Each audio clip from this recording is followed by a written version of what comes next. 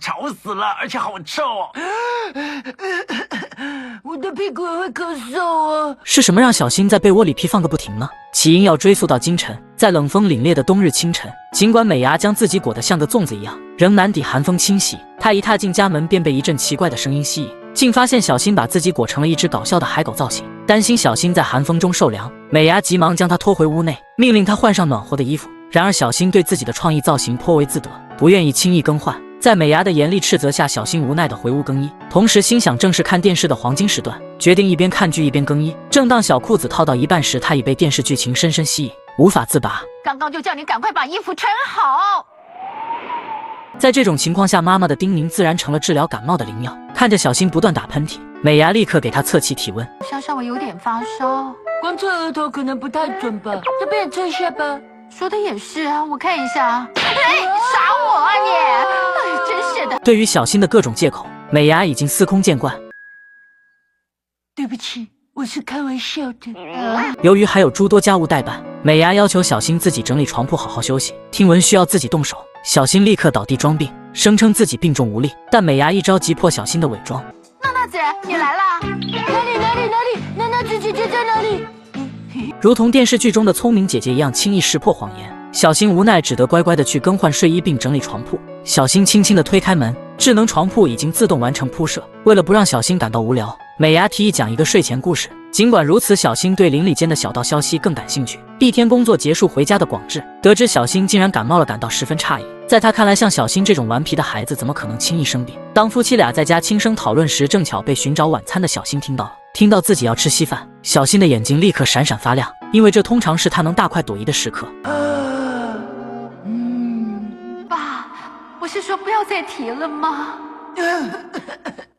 美伢，你也很碍眼啊。因为如果不陪他玩这个，他就不会乖乖睡觉。到了深夜，小新的感冒症状加剧，他的咳嗽声大作。美伢和广志已无力再折腾，决定继续睡觉。幸好小新的咳嗽声渐渐平息，全家人最终都进入了梦乡。吵死了，而且好臭哦！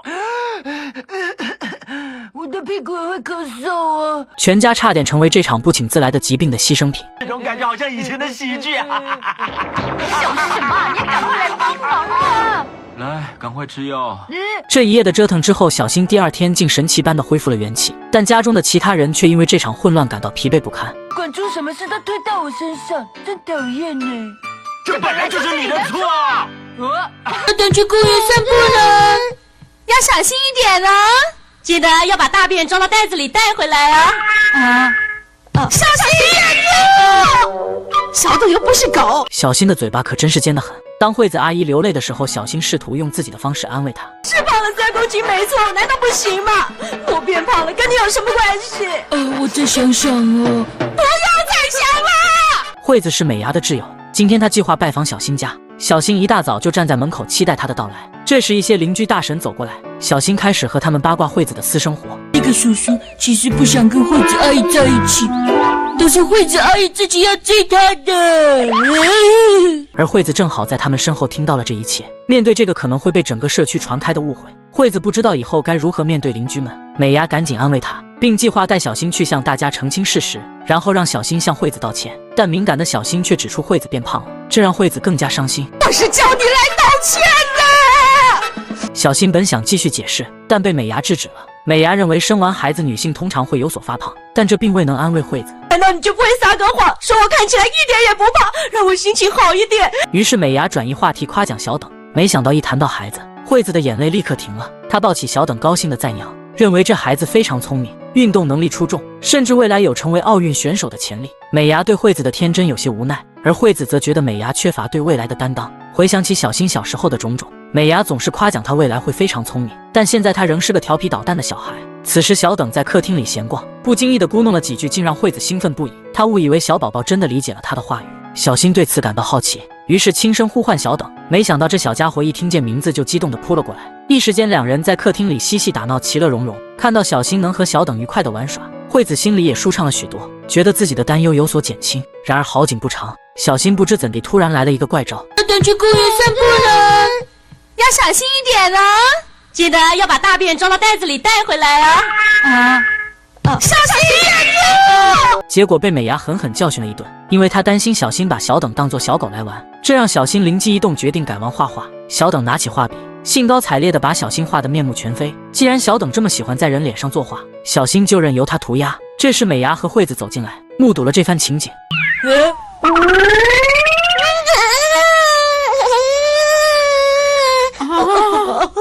被美人鱼抱在怀里。可是人家还是比较喜欢坐在大姐姐柔软的膝盖上好的，谢谢大姐姐。必须说，小新真是个惹祸的小专家。他随口的一句话，竟让广志在众人面前尴尬万分。爸爸，你最近对这种大神有兴趣吗？我胃口没那么好啦。什么？那么，请跟我到办公室来吧。我真的什么都没做啊。那个周末的夜晚，广志手里得到了水上乐园的优惠票，计划第二天带全家去享受一番。但美伢因为觉得自己的泳装已经旧了，表示不太想参加。就在此刻，小新脱口而出揭露了美伢其实是想在家里减肥。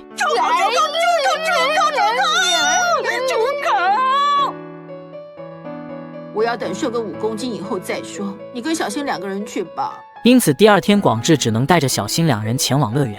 到达水上乐园时，他们发现那里蚁人头攒动，父子俩刚换好泳装准备畅游，却看到泳池已人满为患。发现大姐姐了！啊，去哪里啊？就在这时，小新发现一位大婶背后贴有一块奇怪的东西。广志解释说，那是用于缓解肩膀疼痛的药贴。什么？啊，没什么，真是不好意思啊。拜拜。午餐时刻到来，广志带着小新寻找食物，再次遇到了那位大婶。这次广志不慎碰触到了他的药贴。切，搞什么？真讨厌。周末本该放松，遭遇这样的小插曲，广志决定通过一顿美餐来安抚自己受伤的心情。当广志买好午餐返回时，惊讶地发现小新不见了。此时小新正受到众多姐姐的宠爱，广志眼红的让他快回来，但小新正沉醉于自己的小天地，无暇他顾。广志不得不使用野原家特有的身体语言与小新沟通。欣赏穿泳衣的大姐姐们啦！爸爸回家去，忍耐着看穿泳衣的妈妈就好了。就算看到美伢穿泳衣，我也一点都不会开心。不幸的是，这奇异的一幕又被之前那位大婶目击了。大婶不解地问道：“怎么又是你们？到底想要搞什么？”为了澄清误会，广志急忙解释情况。你最近对这种大神有兴趣吗？我胃口没那么好啦。什么？那么，请跟我到办公室来吧。我真的什么都没做啊。经过长达2个半小时的详细解释，误会才得以澄清。大婶意识到误会了广志，深感抱歉，而广志也宽容地接受了他的道歉。尽管误会得以解决，广志的疲惫感却难以言喻。这样的话就很舒服了。不要这样啊！不要啊！你们了解富豪的世界到底多荒诞吗？有人竟然花3000万雇个情敌来玩游戏。这一天，众人正在围观小新模仿一个保护手套的滑稽表演。忽然，小爱闯入了视线，让正南顿时激动不已。但他所见的小爱并非本人，真正的小爱此刻正坐在豪车里，密切注视着外头的动静。面前这个称为影舞者的，是由小爱家族的公司开发的高级恋爱仿生小爱。正南完全认为面前是真正的小爱。在仿生小爱的分析程序中，正南被归类为过度追求者。随即，仿生小爱接到指令，让正南去拿太阳伞服务小新。这边妮妮看到这一幕，实在看不过去，斥责说正南不是小爱的下属，但仿生小爱却无动于衷，表现出一种无可奈何的态度。小爱希望小新能识别真伪，便操作仿生小爱向他靠近。这时，小新正沉浸于游戏的世界中，对仿生小爱不屑一顾。当仿生小爱听到小新声称自己在模仿劳保手套，他顿时陷入困惑。即使是顶级的 AI 也难以跟上小新的奇思妙想。经过一系列复杂的逻辑推演，仿生小爱总结出，既然劳保手套通常是一对，他决定模仿另一只，加入小新的游戏。然而就在这时，小新却出言阻止，并狡黠地解释说，按照传统，劳保手套只会单只丢失，因此只需他一个人扮演即可。仿生小爱面对这种逻辑，再度启动了深度分析，却因为无法透彻理解小新的独特逻辑，而最终陷入了系统崩溃。在机器小爱系统紊乱之际，真正的小爱选择了揭开真相。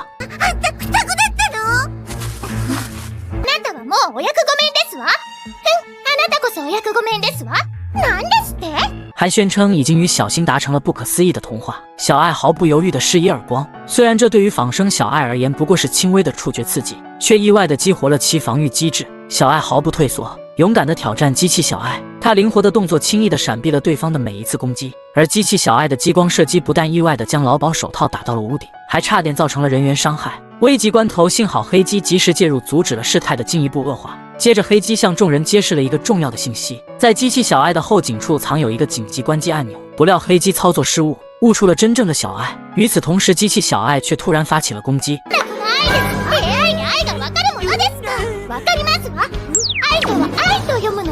并宣称真假小爱的界限已模糊，最关键的是谁能够赢得小新的心。这番话后，两个小爱之间爆发了一场激烈的较量。